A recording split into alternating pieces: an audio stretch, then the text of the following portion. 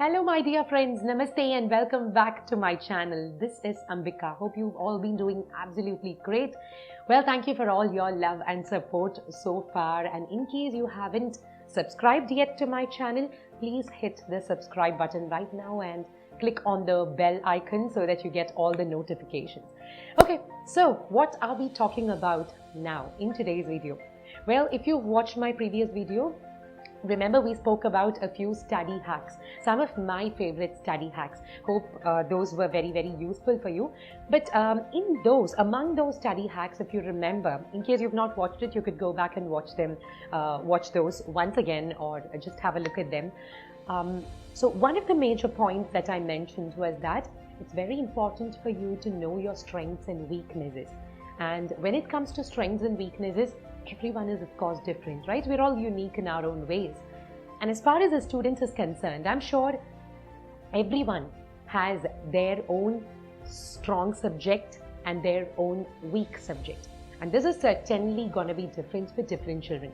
And one very important thing we need to keep in mind is that we have to be 100% honest with ourselves when it comes to identification of our strong and weak subjects. Okay, so let's start today's video by just taking a moment to identify your strong and weak subject. Okay, so basically I want you to complete this sentence for me.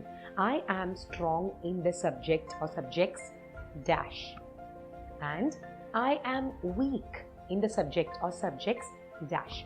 Okay, you could write it down if you want to, but it's all right. You don't have to do that necessarily, but you must have a clear idea in your mind. You must have a clear-cut answer. But as I told you, be 100% honest with yourself. Strictly copying prohibited, because the answer you find to these questions from within yourself is going to make a huge difference to the way you study. Yes, you heard that right. It's something really simple, but it's going to make a huge impact on the way you study. Okay, right. So now let's try to analyze. I am strong in the subject X, so and so, whatever it may be. For some children it could be science, it could be maths, it could be English, it could be your languages, or anything at all, or even under science, physics, chemistry, biology, anything at all. I would just like to call it X. Okay, right. So I am strong in the subject X because, what do you think the reason is? I think most likely it could be because you find the subject interesting, you enjoy learning the subject, maybe you have an amazing teacher who presents this subject really well to you, or probably you've somehow grown up hearing a lot about this particular subject, reading a lot about this particular subject for whatever reason. Or you could have your own set of reasons. Maybe you, because of your interest, you end up scoring very well always in that particular subject, right? It's most likely going to be one or all of these reasons. Okay, now coming to the next part, which is the most important one. I am weak in the subject. Why? Because your reasons could be anything. Maybe I find it very boring. I find the subject very boring. I find the subject, very difficult to understand, very difficult to grasp.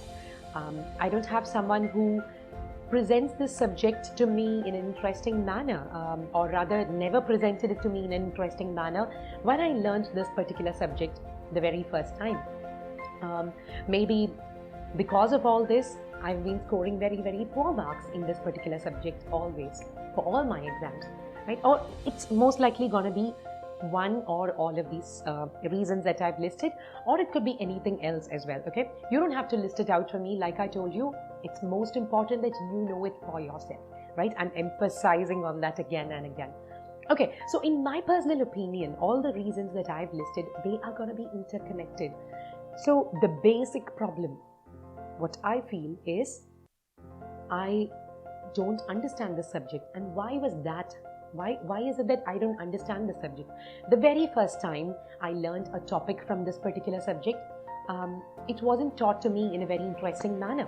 I couldn't really relate to it. I couldn't really connect to it. I couldn't find the relevance of it. So I never found it interesting. And as a result, I completely lost interest in that particular subject. And as a result, it ended up in me never finding the time to study that particular subject. And as a result, of course, it comes down to marks, because during your exams, on the eve of the exam, probably you're trying to cram everything and just grab in too much information, and it ends up in you just getting stressed out, and it ultimately it affects your marks. And as a result, subconsciously, you've always believed that this is a weak subject for you. I am weak in this particular subject. And it's not just in your mind, maybe your teachers, your family, everyone says you are weak in this subject. But yes, as I told you, these are going to be the reason. So is there a way out? Is this a problem? Okay, first of all, this is not a problem, because this is something that all of us face, not just in subjects. Let me tell you this, strengths and weaknesses in life in general. This is definitely going to be something that we have to identify to be able to live successfully. So when it comes to a student's life, subjects make a huge difference. That's exactly why I'm talking about subjects in particular, school subjects in particular. So it's definitely not a problem, but it's a problem if you are unable to identify what your weakness is or what your weak subject is, because it's only identification is going to be able to lead you in the right track, right? So it's not a problem, good news. And secondly, is there a way out? Definitely yes. But here there are two options for you. If you think, no, I don't really want to do anything about it, I would rather just live with it as my weak subject, I'm sorry, I don't think I can help you much. But if you say, yes, I want to do something about it, I want to do well, I want to score better, because I wish to be able to improve my scope, my overall scope of subjects, so that in the long run, it's going to expand my career options. If that is what you think, yes, we have good news. There are a lot of things that you can do, and a few very, very basic tips are what I'm going to be giving you right now. Please listen very, very carefully. These are very simple, but very, very effective. Point number one that I want to tell you, that I want to give you, is talk to your teachers or parents about it, or talk to your teachers and parents about it, because perhaps they're not even realizing what you're going through or how difficult it is for you.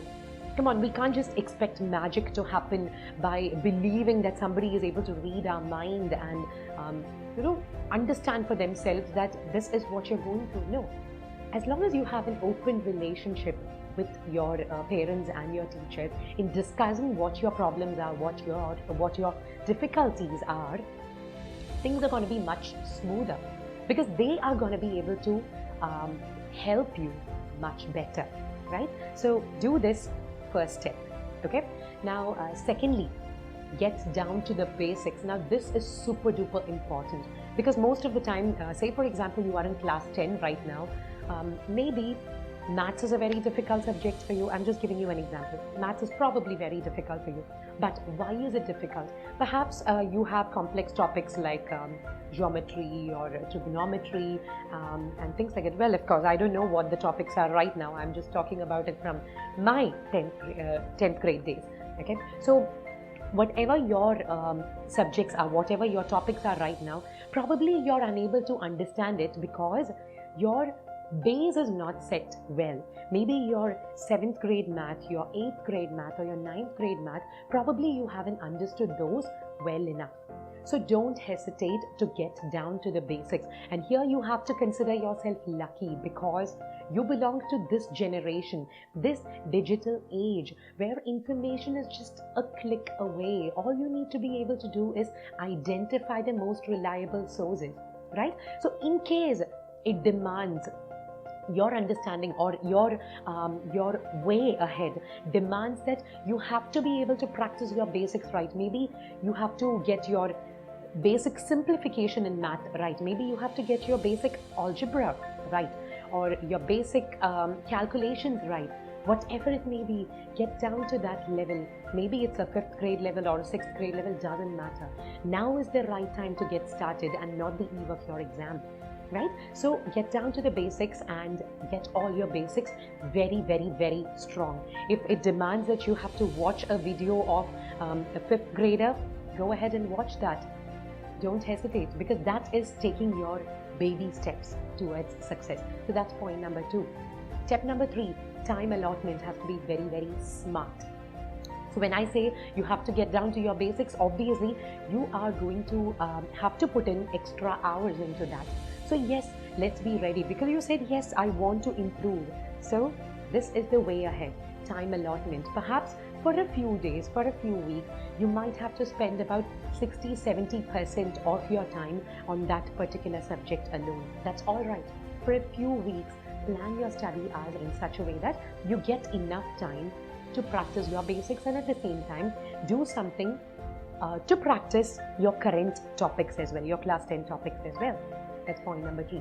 Point number 4, this is effective only if you have the right kind of group. When it comes to group study, there are 2 sides to it, like a coin, right? So if you have the right kind of group with you, definitely things are going to work out really, really well, because when it's a weak subject for you and for your friends, maybe each of you could divide the chapters between yourselves, and you can say, okay, I'm going to be preparing for this chapter, and I'm going to be teaching you, all of you, this particular chapter in my own way. And another person could say, okay, I will pick this chapter and teach it to all of you in my way, and so on. Nothing can be as effective as that, provided it's the right group that you are in. But the point you need to keep in mind here is, if it's not the right kind of group, wherein the purpose is not served, and you come together in a group and you end up talking about other things and not studies, certainly don't go for group study. Okay, so that's point number 4. And point number 5, track your progress continuously. This is super important. So when I say get down to the basics, you have to practice your 5th grade or your 6th grade topics if you want to get better. That would also mean that you have to practice a few questions of a 5th grade level or a 6th grade level, because slow and steady always wins the race. It's very, very important for you to have that in mind. Having patience is key here. Okay, tracking your progress, super important, because the more you trace your progress and track your progress from the basics, the better you're going to feel about it. The better is your sense of achievement going to be about it. And then gradually, within a few months, you can come up to the level you are supposed to be in. You will see how magically this formula works. Okay? And last but not the least, never ever give up.